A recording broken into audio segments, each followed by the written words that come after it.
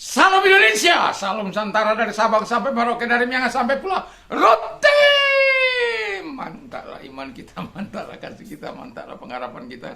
Tentunya dalam Yesus Kristus menjadi Tuhan dan Juru Selamat kita dan Juru Selamat dunia. Jangan katakan bahwa Yesus itu bukan Tuhan. Jangan katakan pula bahwa Yesus itu bukan Juru Selamat. Dia adalah Tuhan, dia adalah Juru Selamat. Dan walaupun di luar sana ada banyak orang tidak percaya, ada orang tidak percaya bahwa Yesus itu bukan Tuhan, biar saja. Tapi kalau engkau percaya, engkau diselamatkan. Engkau tidak percaya, engkau akan dihukum. Yesus sudah berkata, akulah jalan dan kebenaran dan hidup, tiada seorang sampai kepada Allah kalau tidak melalui aku. Karena begitu besar kasih Allah akan dunia ini sehingga ia mengaruniakan anaknya yang tunggal supaya setiap orang percaya kepada yang tidak binasa melainkan beroleh hidup yang kekal.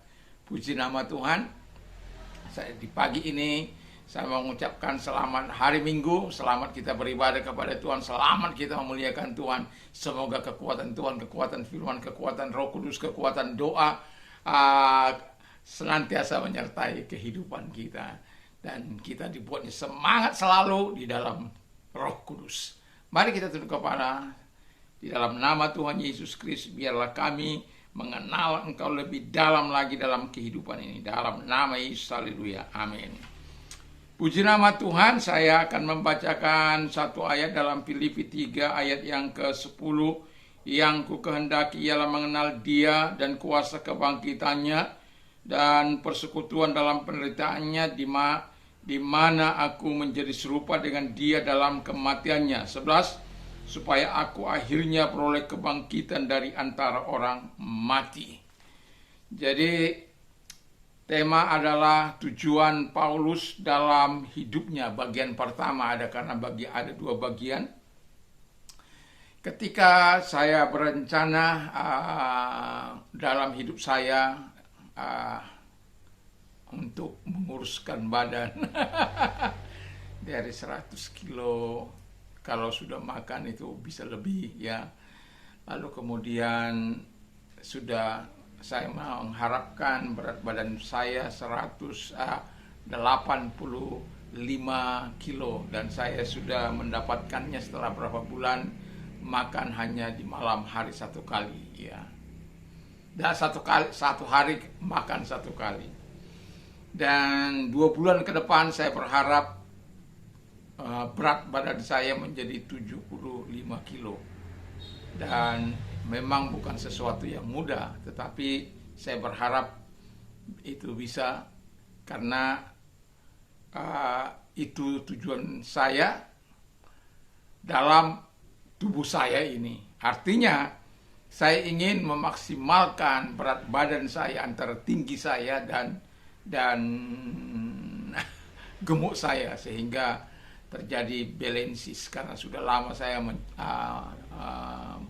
cukup lama saya menambah berat badan, dan sekarang waktunya untuk menurunkan sehingga normal kembali seperti ketika awal-awal hidup dalam Tuhan. Puji nama Tuhan. Dan itu sebabnya dikata kalau Paulus punya tujuan ini dalam hal rohani, tadi kan dalam hal jasmani. Tetapi saya mau katakan kita perlu merancangkan apapun dalam hidup ini. Kita perlu ada rencana, mau baik itu bagi tubuh kita, baik itu bagi rohani kita. Sehingga ketika kita kalau kita lihat apa yang dikatakan oleh Paulus untuk rohaninya, dia katakan yang ku kehendaki ialah mengenal Yesus. Mengapa kita perlu mengenal Yesus? Kalau kita tidak mengenal Yesus, kita akan sulit memberikan kepercayaan hati kita, memberikan kehidupan kita kepada Dia. Tapi kalau kita mengenal Yesus, kemampuannya, kuasanya, kehebatannya, bahwa Dia yang menciptakan langit dan bumi ini, dan kita mengenal Dia, saya yakin dan percaya, saya tidak hanya ingin kita itu mengenal Tuhan, tetapi juga kita dikenal oleh Tuhan. Antara mengenal dan dikenal oleh Tuhan itu sangat berbeda. Ya, kita bisa mengenal Tuhan melalui firman Allah. Tapi harapan yang lebih, di mana kita dikenal Allah, supaya apa? segala pergumulan kita, Tuhan mengetahui ini perlu atau tidak. Tapi dikenal Tuhan itu penting.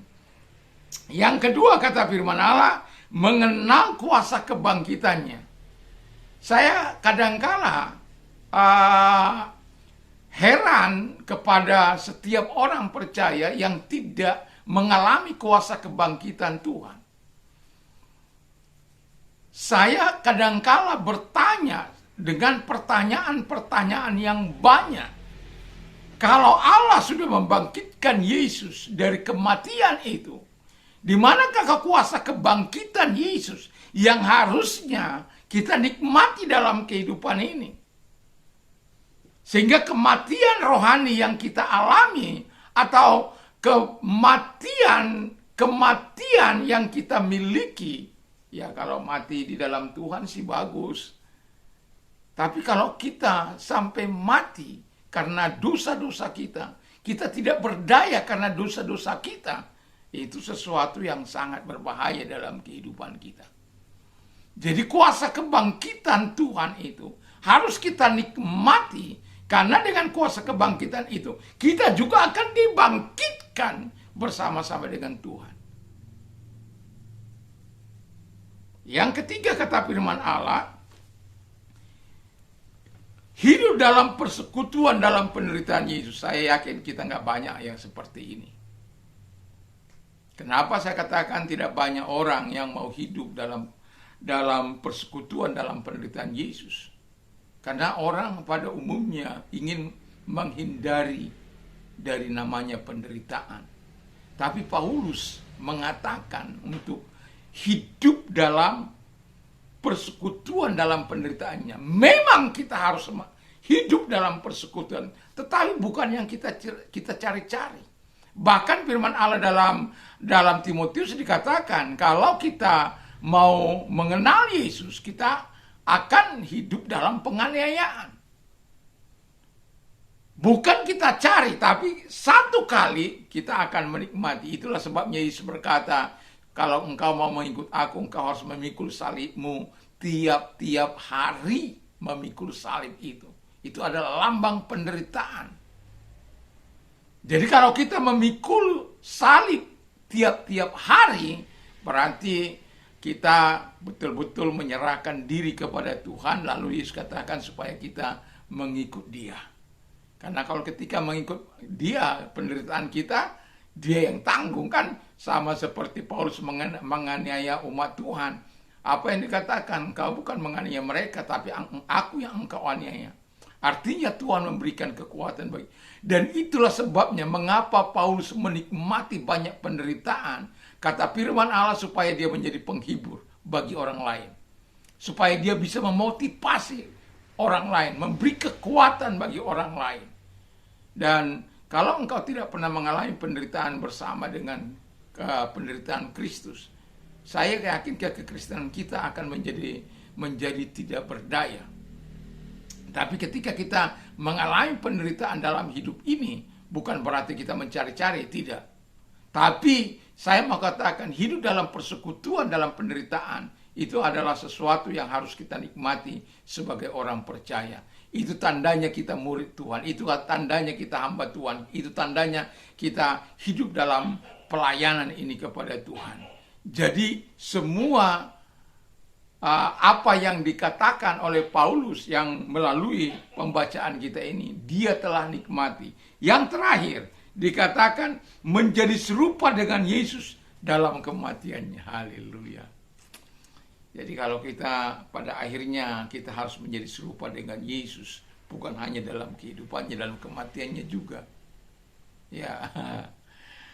Dari artinya bahwa kita setia sampai mati. Ketika kita setia sampai mati, dalam segala keadaan apapun kita, biarlah kita menjadi jemaat seperti jemaat di Smyrna, yang tetap walaupun ada jemaat setan yang selalu menggoda, yang selalu ingin meruntuhkan, karena keserupaannya dengan Yesus. Kan tujuan akhir dari kehidupan kita ini kan serupa dengan Yesus. Dalam kehidupannya, dalam kematiannya, dalam kehidupannya, dia betul-betul bagaimana Yesus yang taat kepada Bapaknya, yang melakukan perintah Bapaknya, yang menyenangkan hati Bapaknya, yang melakukan tugas-tugas yang dipercayakan Bapaknya kepada. Itu sebabnya kita harus serupa dalam kehidupannya, kita harus serupa juga dalam kematiannya. Kita tahu bahwa Paulus itu dalam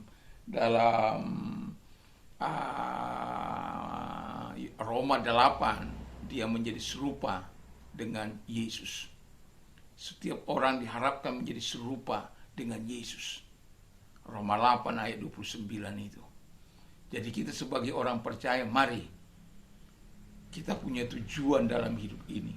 Jangan tujuan kita tidak punya. Saya punya tujuan sebagai gembala di belakang ini, tercatat itu semua. Sebagai gembala, sebagai bapak, sebagai untuk kota ini, ada semua tercatat. Kenapa? Kita tidak boleh bermain-main dalam Tuhan. Kita tidak bisa, kalau kita punya tujuan hidup yang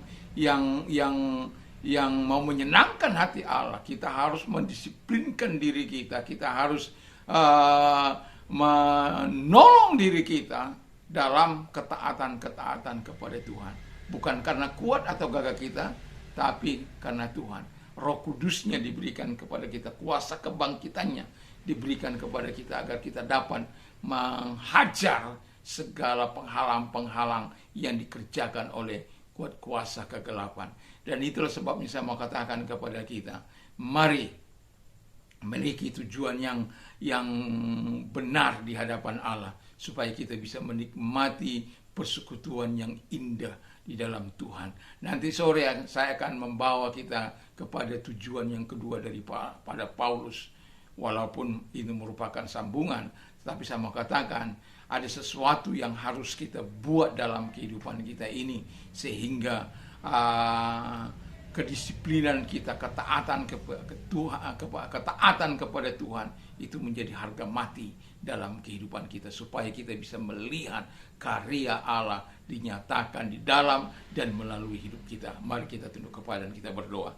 Terima kasih Bapa di surga, di hari Minggu pagi ini biarkan Tuhan terus menyertai kami, sebagaimana Paulus katakan, supaya kami mengenal Yesus, mengenal kuasa kebangkitan-Mu, hidup dalam persekutuan dalam penderitaan Yesus, menjadi serupa dengan Yesus dalam kematian dan kehidupannya.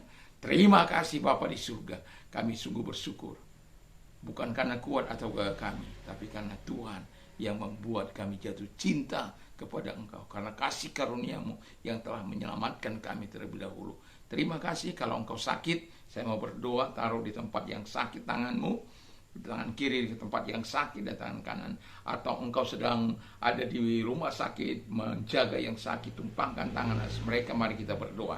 Dalam nama Tuhan Yesus Kristus, segala sakit penyakit yang mereka derita Tuhan, kami hanya mau melakukan bagian dari kami Bapa di surga. Engkau mengatakan usir setan-setan dalam nama Yesus dan lenyapkan segala sakit penyakit. Kami mau melakukan firman-Mu dalam nama Yesus. Kami perintahkan segala sakit penyakit yang mereka derita, ulurkan tangan-Mu, tumpangkan tangan mereka dalam nama Yesus. Sembuhlah engkau, oleh kuasanya engkau sembuh, oleh jamannya engkau sembuh dalam nama Tuhan Yesus Kristus. Terima kasih buat kesembuhan yang Kau berikan bagi mereka, dan bagi engkau yang mengalami pergumulan dalam hidupmu, serahkan semua dalam tangan Tuhan. Jangan putus asa dalam hidupmu.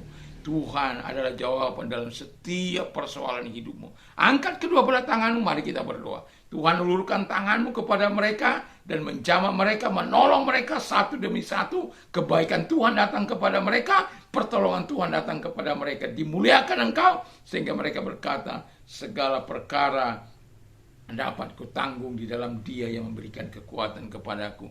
Bukan hanya memberikan kekuatan kepadaku, tapi juga Dia menjawab doa-doa yang kunaikkan. Terima kasih Bapa di surga. Dalam nama Yesus kami bersyukur dan berdoa. Haleluya. Amin. Selamat hari Minggu. Selamat kita beribadah, memuliakan Tuhan, meninggikan Tuhan. Mantap, mantap, mantap.